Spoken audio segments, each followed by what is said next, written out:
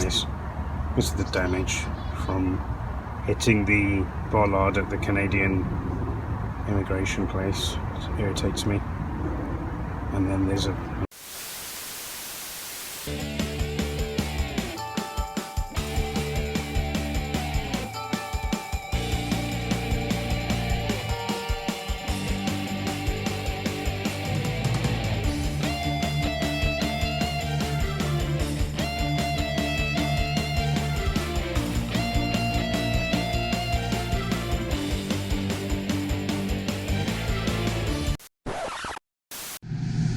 Hey guys, let's switch the aircon off so you can actually hear me. I've been trying to live in this thing while it's getting updated for the last few weeks, and at the moment I burned out the water heater, which is this one, and it wasn't so hard to get a new one, but I was checking the breaker and the amperage is pretty good, so I think I should be good to change it. So I'm pretty happy as I do this. I'm going to get back to it now. Trials and tribulations. I feel like I'm in dry dock while I'm working on my vessel, getting it ship shape. I feel like I'm working on my vessel in this. It looks like a barren wasteland. It looks like a post-apocalyptic wasteland, but peace and quiet. I've got power, I've got water. I had hot water, kind of, and I put the element on with no water in the tank, and I should have known better, and I burned out the element. But it doesn't look too hard to change. I've got to move all this crap out of the way. I drained it.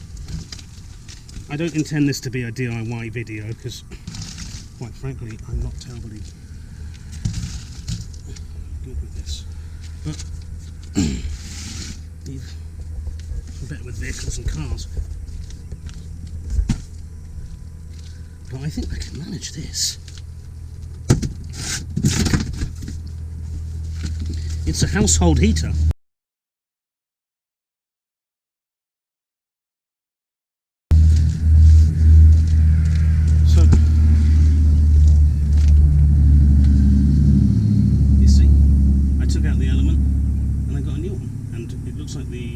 Breaker amperage is a good rating. Drained out the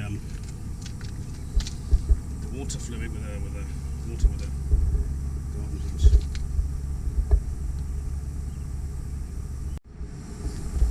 Okay, we're all finished.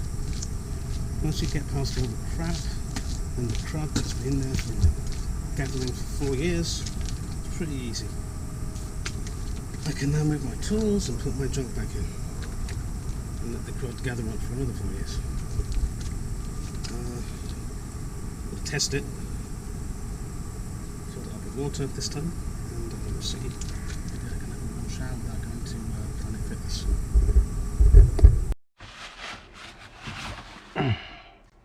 Okay, I haven't done this before, but I want to reseal this. You can see it's all coming off. I'll paint over it at another time. And nothing is happening. Okay, let's try this again.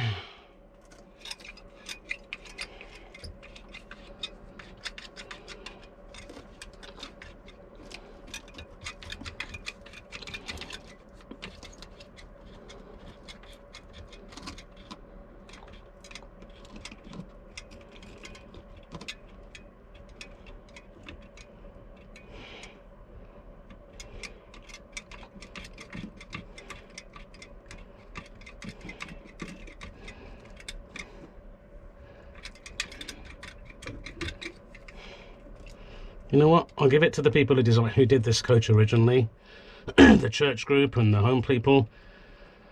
May not have always been the most OEM level of rigor, but ingenuity definitely. I mean, imagine using drywall in a coach that goes on the road and shakes and twists. But you know, it's just so rigid it hasn't cracked. So you don't usually use drywall in these kind of things, but in this case it seems to have worked out. Maybe for luck, I don't know.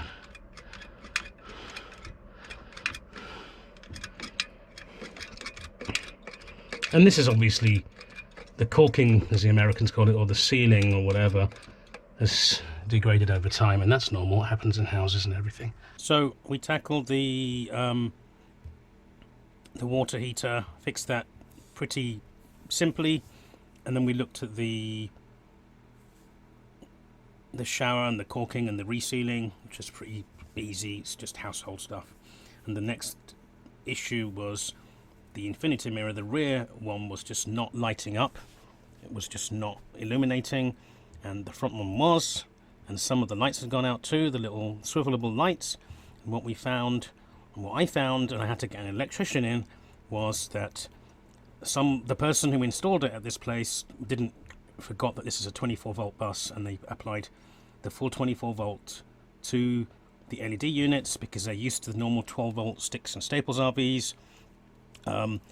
And I thought they'd burned out the LEDs, but I think they blew out a fuse in the system, blew out a unit, so it protected the LEDs. The front ones took the full brunt, but they seem to be okay.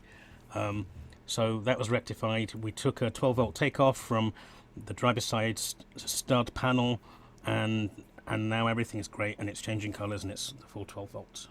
Guys, this is the damage from hitting the bollard at the Canadian immigration place. It irritates me.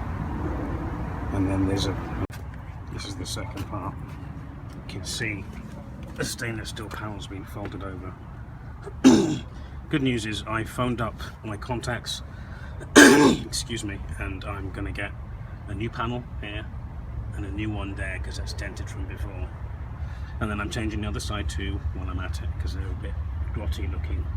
So I'll get those done, and I'm getting a new bumper piece because the guy in Florida has the drawings, so he's gonna get it made, sent to me. In the meantime, because it looks fucking ugly, I might just hammer and bend it back as best I can. It just upsets me, man. I was just stupid. So there you go. There you go. Okay. Getting the bumperette or corner bumper was probably the hardest thing to do with this bus. You can see it was damaged. It took me a few years to get hold of it. I know some specialist places in the US. The panels weren't that hard. The outlet in Florida actually pulled through pretty well. So yeah, you can see them, the actual panels, stainless panels that have been polished, packaged here or covered. Getting those panels on to the bus is a whole different story. I had to get the old ones off actually, and they're riveted on, and you get an appreciation of how incredibly strong a bus is. I was expecting the framework to be rotted out, but it was actually pretty good. Really was good. You need a rivet gun.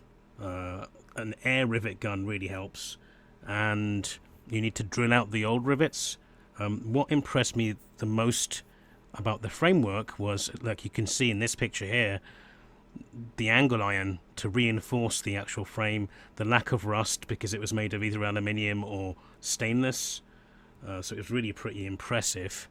And then getting the rivets on was an experience in itself, you know.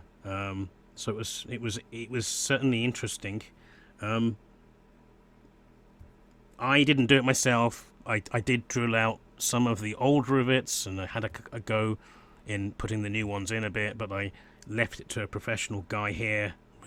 Did really good job generally. And the panels are polished, which means I'm going to have to polish the rest of the bus that's not polished at some future date, but that's okay. I think the way these are put together are so incredible compared to modern day sticks and staples RVs. I'll go into that in a second, but I wanted to cover rivets. There's different kinds of rivets. There is the solid rivets. I think you can break them down into two major headings: solid and blind. This is a picture of a solid rivet with different heads, round head, button heads, and a solid rivet is basically usually made of aluminium, and they usually hit with a hammer, cold formed. And the big advantage solid rivets have over other kinds of rivets are basically reliability, durability, and safety. They're usually used on things like ships, although these days being replaced by brazing and welding. But riveting technology has been around since the Bronze Age, and it is super durable. What you use on aircraft and buses is blind rivets, and they're inserted into blind holes. The blind end actually expands, like on the picture, until the mandrel is actually snapped off, and that's what you use the air tool for. Advantage of the blind rivet compared to the solid rivet is that you can put it in and install it from one end, which is great in manufacturing, and yeah, it's quicker. There's other kinds of blind rivets like threaded and drive rivets, but neither as durable, and I'm not so concerned with them, especially when it comes to buses. So, how does this compare to a regular plush motorhome that you see driving around with all its luxury and mod cons? Well, you can probably see the pictures now. This is a Alpha Sia, and the fiberglass panels have been removed.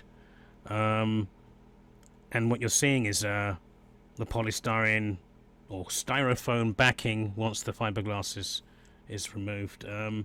It's actually a little more complicated than that, but if you look at some of these pictures, you'll see how flimsy the polystyrene is, and I was quite shocked when I found out this. So when you compare this to my MC5 structure, there isn't a comparison. These RVs are usually on a chassis, like a Freightliner or Spartan. And what these...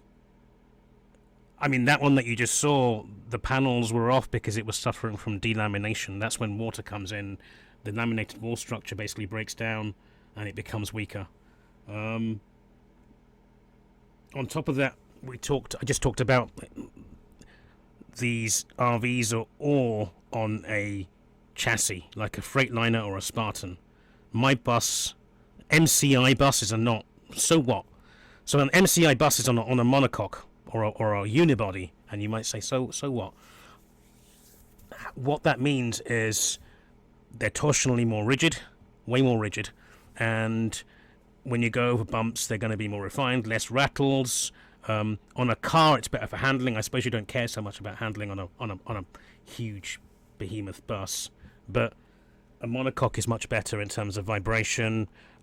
It does matter when it comes to if you want porcelain tiles on the floor. I mean, I didn't go with them, but because the people who advised me are used to normal RVs, but I have a suspicion that they wouldn't have cracked anyway, like they do on normal RVs, because of the structure. It's a monocoque. It's a monocoque with reinforced frame at the front and rear, like you saw with my panels off. Whereas a normal RV is a frame, like a SUV, and then it's got these fiberglass type panels. Now, I did some research and I looked at the rest of the industry, and most of the industry do have this fiberglass thing with a Luon layer, and the Luon's like a kind of a wood, and then they have the polystyrene or styrofoam. So what happens during delamination is the Luon absorbs water, as does the polystyrene. The polystyrene breaks down and it becomes weak. This is good to know because on one of these famous channels, mainly one of these RV channels, not very technical, they cover Prevos, and the guy on there talked about Prevo buses delaminating. It won't happen on a Prevo because a Prevo is built like my bus. So you got to cut through the BS sometimes on some of these channels. They really are full of crap. So yeah, if you look at Newmars, and I'm not paid by Newmar or anything, but I was quite impressed. For an RV, they're built old-fashioned way. There's no wood layer between the fiberglass. They are fiberglass, but they're a thick fiberglass, and there's no wood or Luon layer. There's fiberglass matte insulation and then there's studs that keep it together on a Newmar, but there's C-section studs so that you can insulate them.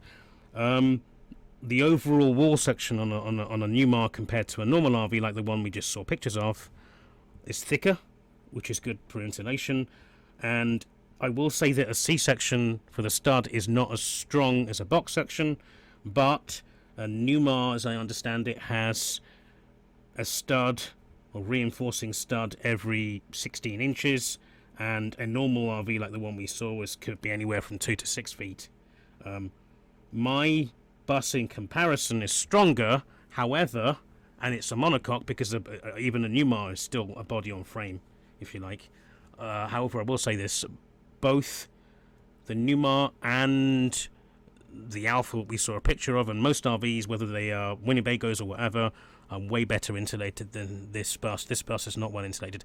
It doesn't mean it can't be resolved. If you look at some of the bus builds, people from the beginning, from the outset, they can spray foam them and do a whole load of stuff to make them really well insulated. Mine isn't, and standard they're not. They have a lot of glass area, not great in terms of insulation out of a box. But there's things you can do. Overall, I still prefer the bus-based structure. Prevos are pretty impressive, except that they're massive, but they're pretty impressive in terms of the way they're put together. They're riveted. A lot of them are stainless, and they're pretty cool. They have the monocoque kind of structure that buses have, which is pretty torsionally rigid, shall we say? So there you have it. That's all really for this session, this episode or whatever. All I want to say really is, until next time, live fast, live well, and live free.